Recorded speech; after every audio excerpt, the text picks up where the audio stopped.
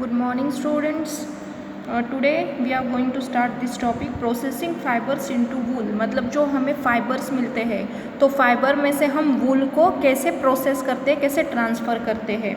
The wool which is used for knitting sweaters or for weaving shawls is the finished product of a long process which involves the following steps. देखो बच्चों, जो हमें लोकर मिलती है, ऊन मिलता है, तो ऊन से जब हम वो स्वेटर बुनते हैं, शॉल्स बुनते हैं, तो वो बहुत एक बड़ी प्रोसेस होती है और वो एक बहुत प्रोसेस से होने के बाद हमें वो स्वेटर्स हम बुनने के लिए मिलते हैं और वो शॉल हमें मिलती है. अभी हम देखेंगे कि वो कौन कौन सी प्रोसेस है. Step 1, the fleas of the ship. Fleas यानी hair. The fleece of the sheep along with a thin layer of skin is removed from its body. This process is called shearing. देखो बच्चों, जो sheep होती है तो sheep के जो thin layer होता है, उसके जो स्किन के ऊपर जो हेयर होते हैं उसे फ्लीज कहते हैं. वो थिन लेयर पूरी हटाई दी जाती है, वो मतलब बाल उसके निकाले जाते हैं और इस प्रोसेस को शेयरिंग कहते हैं. Machine similar to those used by barbers are used to shave off hair. मतलब जो बार्बर्स होते हैं, हम भी बार्बर शॉप में जाते हैं तो क्या होते हैं, वो बार्बर शॉप मशीन से या सीजर से अपने बाल काटता है. तो लाइक दिस मशीन उनके भी बार्बर्स होते हैं, वो जो शीप के क्या होते हैं, पूरे बॉडी के हेयर रिमूव कर देते हैं, शेव ऑफ कर देते हैं, मतलब रिमूव कर देते हैं. Usually hair are removed during the hot weather. मतलब ज़्यादातर ये काम कब होता है, उनके बॉडी के हेयर रिमूव करने का काम हॉट सीजन में होता है, गर्मियों में होता है. These enable sheep to survive without their protective coat of hair. मतलब गर्मी के दिनों में अगर उनके बॉडी की जो कोटिंग है, मतलब उनकी कोटिंग है ना वो बाल, जिससे वो उनको ठंड से और गर्मी से बचाता है. लेकिन ज़्यादातर ये काम गर्मी के दिनों में होता है ताकि वो गर्मी के दिनों में उनके कोट के बिना, उनके बालों के बिना भी वो सर्वाइव कर सकते, जिंदा रह सकते हैं. The hair provide woollen fibre. और जो उनके बॉडी के जो हेयर हम निकालते हैं फिर उसमें से हमें वुलन के, ऊन के फाइबर्स मिलते हैं. Woollen fibres are then processed to obtain woollen yarn. फिर जो वुलन फाइबर से फिर वो आगे प्रोसेस होने के बाद उसमें से क्या मिलता है हमें, वुलन यार्न. यार्न यानी धागा. Shearing does not hurt the sheep just as it does not hurt when you get a haircut or your father shaves his beard. देखो बच्चों, आप भी दुकान में जाते हो, बार बार आपके बाल कट करता है, लेकिन आपको हर्ट होता है क्या? तब आपको कुछ नहीं लगता है, आपको समझता भी नहीं है कि मुझे मतलब कोई मेरे बाल काट रहा है, मतलब आपको बिल्कुल भी जख्म या कुछ भी होता नहीं है. तो सेम एज इट इज़ कि वो जो बार्बर होता है वो शीप के जब बाल निकालता है तब उनको बिल्कुल भी हर्ट नहीं होता है, उनको बिल्कुल भी किसी तरह की जख्म नहीं होती है. The upper most layer of the skin is dead. लेकिन पता है जो अपर मोस्ट अपनी भी स्किन की, ह्यूमन बॉडी की भी जो स्किन होती है तो सबसे ऊपर की जो स्किन होती है वो डेड होती है. Also the hair of sheep grow again just as your hair does. देखो बच्चों, आप भी 1-2 महीने में बार्बर के पास जाते हो और हेयर कट करके आते हो, लेकिन वापस थोड़े दिन के बाद आपके बाल बढ़ते हैं. तो सेम वैसे ही शीप के साथ होता है. शीप के एक बार उन्होंने वो वूल रिमूव कर दिया, उसके जो फ्लीज है हेयर वो रिमूव कर दिया, तो वापस उसके बाल, उसकी ग्रोथ होती है. नाउ सी, वो तो आपका फर्स्ट स्टेप हो गया. फर्स्ट स्टेप क्या हो गया कि जो बार्बर है वो शीप के बॉडी को, उसके फ्लीज हेयर को रिमूव कर देता है और फिर वो फाइबर से अपना यार्न बनता है. Now see this step 2. The sheared skin with hair is thoroughly washed in tanks to remove grease, dust and dirt. This is called scouring. Nowadays scouring is done by machines. देखो बच्चों, ये वाली scoring इन tanks, अभी तो barber ने जो sheep है उसके तो बाल रिमूव कर दिए, फिर वो बाल क्या करते हैं बच्चों, क्योंकि बालों में वो शीप्स यहाँ वहाँ घूमते हैं तो उनके बॉडी पर, उनके बालों पर बहुत ही डस्ट और ये होते कुछ भी होते हैं ना, डस्ट और डर्ट होती है, बहुत ही धूल जमी हुई होती है. तो क्या करते हैं ये लोग, फिर बड़े टैंक में क्या करते हैं, पानी लेते हैं और वो पूरे जो हेयर रिमूव किए हुए हैं वो इसमें धोने के लिए डाल देते हैं और उसको तेज़ी से घुमाते हैं। तो तेज़ी से घुमाने की वजह से वो बाल अच्छी तरह से धुल जाते हैं और उस पर जो भी मिट्टी जमा हुई होती है वो निकल जाती है और वो क्लीन होते हैं। लेकिन नाउअडेज क्या हो रहा है, ये जो टैंक में डाल रहे हैं ये काम भी मशीन में ही होने लगा है। Now step third, after scoring मतलब ये जो धुलने के बाद sorting is done. The hairy skin is sent to a factory where hair of different textures are separated और sorted। देखो बच्चों, फर्स्ट में तो उन्होंने बाल निकाल लिए, बाल निकालने के बाद उन्होंने उसको स्कोरिंग किया, मतलब उसको धो लिया। फिर धोने के बाद ये पूरा जो उनका निकलता है फिर वो कहाँ जाता है, एक फैक्ट्री में जाता है और अलग अलग टाइप्स के अलग अलग हेयर अलग अलग टाइप्स में सॉर्ट होते हैं, मतलब उनके अलग अलग ग्रुप होते हैं। अलग टाइप्स के बालों का अलग ग्रुप होता है, अलग टाइप्स के बालों का अलग ग्रुप होता है, तो ऐसे उसको सॉर्टिंग होती है।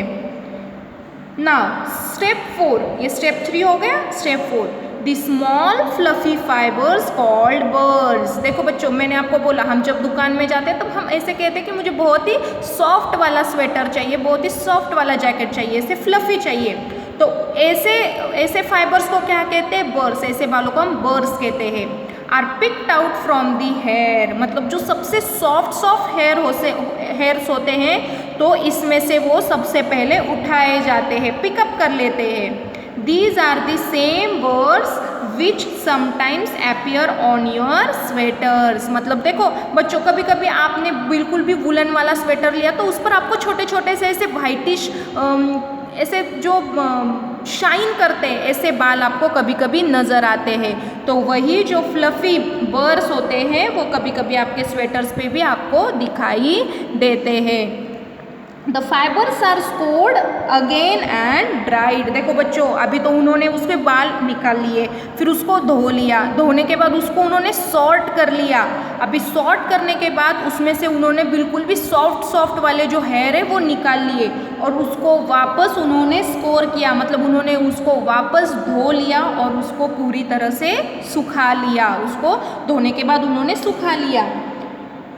This is the wool ready to be drawn into fibres. अभी जो आपके वुल है, अभी जो आपके हेयर है वो कैसे रेडी हो गए हैं, फाइबर्स में रेडी हो चुके हैं सूखने के बाद। Now step 5, the fibres can be died in various colours. उसके बाद जो उन्होंने वापस से धो लिया, उसको सुखा लिया, उसके बाद उन्होंने क्या किया, उसको अच्छे से कलर कर लिया। बहुत देखो बच्चों, हम जब दुकान में जाते तो बहुत अलग अलग कलर्स के स्वेटर होते हैं, तो वो स्वेटर क्या होते हैं, आर्टिफिशियल कलर होते हैं, उनमें बहुत अलग अलग वेरियस कलर्स में उन्हें डाई किया जाता है।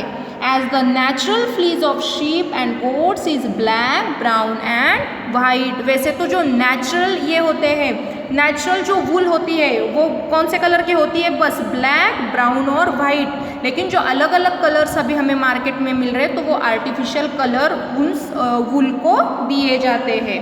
Now step 6, the fibres are strengthened, combed and rolled into yarn. देखो जो अभी फाइबर्स निकले हैं तो फाइबर्स को पूरी तरह से स्ट्रेट किया जाता है, स्ट्रेटेंड, कोम्ड यानी उनको ऐसे सीधा, हम जब बालों को हम कैसे कोम करते कंघी, वैसे कंघी से उसे स्ट्रेट किया जाता है और फिर उसे गोल गोल ऐसे रोल किया जाता है। The longer fibre are made into wool for sweaters and the shorter fibers are spun and woven into woolen cloth। देखो बच्चों, जो सबसे लॉन्ग फाइबर्स होते हैं वो किसके लिए होते हैं, वो वूल, ऐसे वूल बनाते हैं, ऊन की ऐसी गोल से रोल होता है ना, तो सबसे जो लॉन्ग फाइबर है वो वूल के लिए जाते हैं और जो शॉर्ट फाइबर है वो अपने जो वुलन के स्वेटर्स है उन्हें बुनने के लिए वो यूज़ करते हैं। देखो बच्चों, इसमें भी आपको बहुत आसानी से पता चलेगा। शेयरिंग ऑफ शीप, शेयरिंग मतलब देखो ये शीप है, वो उसके बॉडी को शेव कर रहा है, फिर ये उसने बालों को क्या किया, स्कोरिंग किया। स्कोरिंग यानी बड़े वाले टैंक में उसने पानी लिया और कुछ उन्होंने डाला होगा उसको क्लीन करने के लिए, तो सब बाल उन्होंने क्लीन कर लिए।